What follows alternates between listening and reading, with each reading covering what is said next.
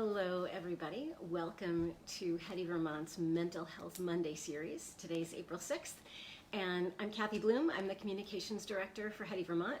This is my husband, who is a professional psychotherapist. His name is Mark Nash, and he has been helping us out the last few weeks have ongoing conversation about mental health in this time of great crisis and uncertainty and overwhelm for just about everybody on the planet. First off, I'm going to give you a little bit of a Heady, Vermont update. We have our Women in Cannabis Summit coming up this Saturday. It's going to be on Zoom. We have been learning and preparing and putting security measures in place so that, unlike what happened to the Vermont Senate, hopefully we won't get any pornographers in there. We have speakers coming in from all over the country and a keynote address by Massachusetts Cannabis Commissioner Shalene Title, and Shalene is awesome. If you haven't checked out her Twitter, go ahead and do that. She's fierce and hilarious.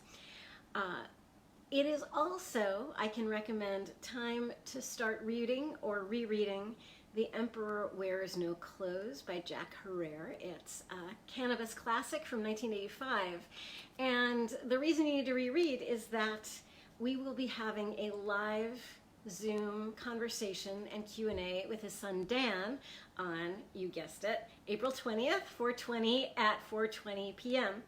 The Emperor Wears No Clothes is a classic of cannabis literature and basically is an explanation of why cannabis in all its forms is so awesome. So we think talking with Dan will be fantastic. And we have a free PDF of the entire book, which the Herrera family has been giving out, and it's posted on the website, the Heady Vermont website. There's a link here in the live description, so you can go straight through. It's divided up into chapters, so you don't need to download the whole thing all at once. And go forth and read and prepare your questions for Dan. General Vermont update. Vermont has banned uphill travel on ski slopes at ski resorts because there's no trail grooming and no ski patrol. So if you wanted to hike up and then ski down and got into trouble in either direction, there would be no one to help you out. So no going out there. Governor Scott has said he's going to extend his stay-at-home order until at least April 15th when he'll reassess, although he certainly, of course, reserves the right to extend. And he's following the CDC and encouraging people to wear masks. Wearing masks is better if you're ill and trying to prevent spreading than from actually getting sick, but basically any barrier helps, and it's totally worth it. And there's a lot of folks out there who are making masks. Joanne Fabric is giving out free fabric and elastic, thank you. That would be the technical term I was looking for. If people want to make masks, so don't feel like you have to go maskless. There's a lot of resources out there. Plus, Front Porch Forum, there's always someone out there who's happy to sew a mask for you. Also, we just found out UVM, for those of you who have panic attacks, and panic is certainly a legitimate response to this whole situation, UVM has developed an app for panic attacks called Panic Mechanic. It's available at the App Store, and it uses biofeedback with your phone and the flash and the camera part to monitor your vital symptoms and help you manage your own panic response. So if you are prone to panic attacks, do not suffer in silence. Check out this app. So turning to mental health via panic, there's a lot of uncertainty right now, of course. We don't know how long this is going to go on. We don't know how long this initial phase is going to go on, much less what might happen with resurgence in the fall. We don't know what's going to happen to our own health, the health of the people that we love. We don't know what's going to happen to the economy. And that's a lot to contend with. Mark and I were talking about the fact that some people are approaching this from the perspective, I've just got to grit it out. I've got to find a way to just be tough and get through it like I would anything that's a short-term crisis, versus having more of a long-term perspective about that. Oh, we have a special guest. Jamba the cat says hello. You want to expand on that a little bit more, Hen? Yeah, gritting it out. As you said, great for short term.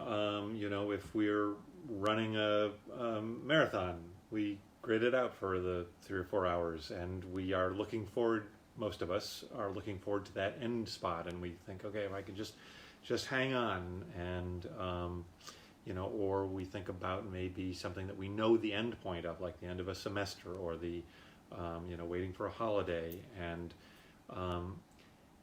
so we are in this state of anticipation and tension around, if I can just conserve enough energy to get me through, then I can let go, then I can relax. And everything is going to be fine. It's not going to go back to normal. That's right. We don't know the end point. The stay-at-home order from Governor Scott may be April 15th. The peak in Vermont of the curve may be coming up in a week, or it may be coming up in 3 weeks, or things might be back to normal in 6 weeks or 6 months, or not until there's a virus a vaccine in 12 to 18 months. And there's no way that we can grit our teeth and hold on in that state of tension, waiting for that moment to relax. And so, as odd as it may seem, the practice is to relax into our current reality. This is how it is for the foreseeable future. We don't know how long. And so the idea is, maybe we try to accept this as our new normal, our new reality, and it'll end when it ends. When I got out of the hospital after my appendix exploded, I had a lot that I was dealing with, and my acupuncturist said to me, the conditions you're experiencing right now are not things that are going to clear up quickly. They're things you're going to have to abide, which was a word that I really appreciated, because it shifted my perspective on it. There's something about this, as you said, current reality. Current reality has some unpleasantness to it. It has a lot of challenges. There's fear and uncertainty. But if we are not fighting that reality, if we are really giving over to the circumstances being so much bigger than we are, that level of acceptance might make moving through this uncertain and without, we don't know what the end point is, time, a little bit more easily. Yeah, and the idea around that is to be living in the present moment, because there is no way to know what the end point is. Our anxiety is focused on, our anxiety arises because we are focused on wanting to know that end point, and our anxiety also arises because of all of the things that we think might happen between now and then. Anxiety in general, it tends to be about future. Yeah. Whereas if we say, okay, let's take a look at what's happening right here, right now, in this moment for me, 99.9% of the time we can say that we are fine. It's okay. Yes, there might be things in the future that will happen that will be challenges, and we'll deal with them then. But what about people who have lost their job, or people who have someone who's sick in the hospital and they can't go visit and they know they're suffering? That can be anxiety provoking too, and it's a totally legitimate response to the situation, yeah? Well, there's a couple of different things. One, if you've lost your job, you're feeling anxiety about how you're going to survive in the future. Of course, that makes, anxiety is always legitimate. The question is, how can you manage it? And one of the ways is, okay, today at least, I'm fine. Is there anything that I can do to ensure my well-being going forward? Well, if there is, great. That means, if you apply for unemployment, or if you start figuring out other ways of earning a living, great. But there's nothing that we can usually do in this moment to change our current reality. And so we have to sit with, even though things are harder than they used to be, I'm still okay. If someone is sick, if you yourself are sick, if you yourself are hungry, you're having food insecurity issues, is that still something that you can work with in this situation? Yeah, it's harder. It's because the reality is, I mean, you might not be fine. Well, then it depends on what we mean by fine. Anything other than dead, I suppose, is fine. We have to acknowledge that indeed we will be in great discomfort at times, that we will feel physical pain. and we continue to survive, we continue to make do, we continue to be as resilient as we are, as is possible to be. Yeah. I know a lot of people are concerned too about the trauma that they're experiencing from this whole thing, and that would be the trauma perhaps of loss, losing someone that you love, the trauma of all of the uncertainty, the trauma of being sick. We certainly have seen trauma among folks in all walks of life from all manner of significant impacts, whether you're in the military and you got shot up, or whether you've been assaulted, or whether it's ongoing trauma because you're a person not from the dominant culture and it's not easy to negotiate these things. What's the line between just shit you got to deal with and actual trauma? It's not an external. It has to do with how your body and psyche process it. What is a traumatic event to one person may not be traumatic to another. Indeed, we often think of trauma as the result of a natural disaster or a violent act, whether it's assault or military conflict, or we can get trauma from an injury, from a car accident. But we can also be traumatized by losing our job, by losing a relationship, by food insecurity. And so there's no clear demarcation as to what constitutes a traumatic event. There's simply how we process those events, and we all will process them differently, and there's no shame in being more sensitive to traumatic events than maybe you see somebody else being. We all have our own genetic makeup, we all have our own personality, we all have our own level of resilience, and those are the things that are going to be predictive of how we manage any particular event. Now, from a professional perspective, how do you actually define trauma? I define trauma as the experience that one has of suffering as a result of an event in one's life. An impactful event. Yeah. So is there any way, knowing that we're in the middle of a giant impactful event, it's impacting everybody, some of us might not even know whether or not we have enough resilience to avoid trauma. Is there a way to even somehow inoculate ourselves against those kind of impacts? To some extent, there is. One of the defining features of trauma is that it is unexpected and it challenges our belief in our own ability to control our circumstances.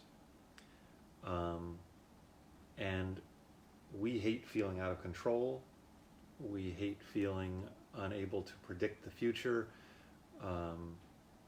And so one of the ways in which we can inoculate ourselves is to create as much control in our lives as we can. And as I talked about a couple of sessions ago, we can only control our own behavior. But within that context, there are quite a few things that you can control. For instance, you can set up a daily schedule.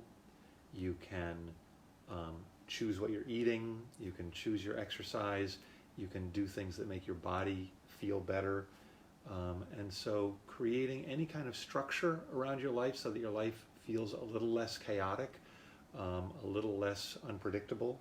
That's one way of inoculating ourselves, so that we know that when the unexpected thing happens, we can fall back on some of those routines and some of those structures. Another way to help ourselves is to create a strong social structure, whether it's friends and family, whether it's connecting through the internet in chat rooms. You know, if you don't have friends and family nearby or easily accessible, then reach out to strangers and create a community in that way. And looking for communities that are experiencing the same kind of trauma that you might have experienced. So, support groups, Mm-hmm. I would imagine things like AA Absolutely. or any other kind of thing that you might go to a church basement for. Yep. Are they moving online now too? I don't know, actually. I haven't looked into those groups, but I would not be surprised if they have. Yeah. And I just lost my train of thought. The thing about structure as well is that it's action that you can take on a regular basis. Yep. You know you're going to take that action. Yep. And that provides you with a framework That's right. for your existence. That's so right. that regardless of whatever else is going on, you know you're going to get up at 6 and meditate, or That's you right. know that you're going to have your 4 o'clock phone call with your friend. And that provides some stuff to sort of hang your emotional hat on. Right. And at the same time, don't get freaked out about it if you can't keep that kind of structure. The idea of disciplining yourself to make sure that you are absolutely on this schedule can be just as anxiety provoking. It's, we used to talk about plan for the week, adjust for the day. Plan for the day, adjust for the hour. Have an idea in mind of how you might want your day to go. But if you're not feeling up to exercising or not feeling up to cooking a healthy meal, listen to your body. If it wants to relax, if it wants to just go for a walk, if it wants to take an extra nap, do so. By the way, that's one of the telltale signs of trauma is fatigue. Our body is processing lots and lots of emotional energy, and it is exhausting. Even if we're sitting around presumably doing nothing, we're still processing all of this stuff that's happening to us, that's happening out in the world. We are sensitive beings. Our emotional sensors are on high alert, and we are absorbing all of it, and that's exhausting. I'm seeing a question coming up Okay. here, I think. There is no control. You just roll with the punches and hope for the best, unless you want to love with a panic disorder, or... No, I don't see the rest of that. There is no control. Well, in the sense that you cannot control behavior outside of yourself. You cannot control the external events of the world. Absolutely. But we do have control over our own behavior. Now, I would imagine, too, that if someone finds themselves flipping out about what's going on, they're having a panic attack, they feel like they're being traumatized. Maybe they might feel guilty about it, like somehow I wasn't strong enough, I didn't have my act together enough to be able to resist this. How do you respond to that? We can't choose our emotions. We can't choose our feelings. Our feelings will arise. We can do a little bit of work about then noting what the thoughts are that may have given rise to those emotions, and maybe we are thinking about things in a way that exacerbates those emotional reactions. But the initial feeling that arises, the physiological experience and the emotional experience, those just happen. There isn't any way to control those or be strong enough to avoid those. There is only what we do with them when they arise. And compassion for ourselves, I would imagine. Compassion, empathy, patience, gentleness, kindness, in the same way that you would see a 3-year-old having an emotional freak out. We're going to have those sometimes too, and in the same way that you would try to comfort a 3-year-old, you want to try to comfort yourself. I don't want to be Pollyanna-ish about this whole experience, or certainly would never want to diminish the impact that this is having on anybody, particularly not anybody who's on the front lines, who deserve a parade and never pay taxes for the rest of their life, as far as I'm concerned. But at the same time, is there a way, observing all of this maybe from a bit of an emotional distance, that we can find some kind of meaning or value or purpose in a challenging time like this? Is there a way to somehow harness this for some sort of individual or collective benefit? Maybe.